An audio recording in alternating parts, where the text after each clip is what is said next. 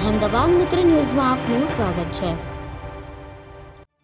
અમરેલીમાં ગરમીને કારણે આગની ઘટનાઓમાં વધારો, મોટી દુર્ઘટના ટળી। અમરેલી શહેરમાં ઉનાળાની કાળઝાળ ગરમી વચ્ચે આગની ઘટનાઓમાં વધારો નોંધાયો છે। તાપમાન 40 થી 42 ડિગ્રી સુધી પહોંચતા આગની ઘટનાઓ સતત વધી રહી છે।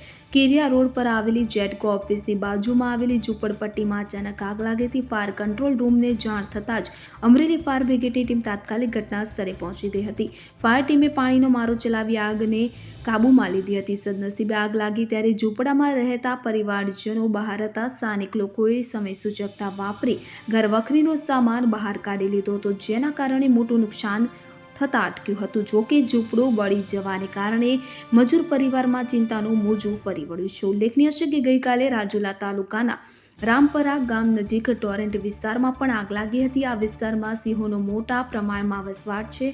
ફાયર બ્રિગેડે સાંજ સુધીમાં આ આગને પણ કાબૂમાં લઈ લીધી હતી। અહેમદાબાદ મિત્ર ન્યૂઝની યુટ્યુબ ચેનલને સબસ્ક્રાઇબ કરો અને બેલ આઇકોન જરૂરથી દબાવો, જેથી દરેક મહત્ત્વના વિડીયોની નોટિફિકેશન તમને મળતી રહે।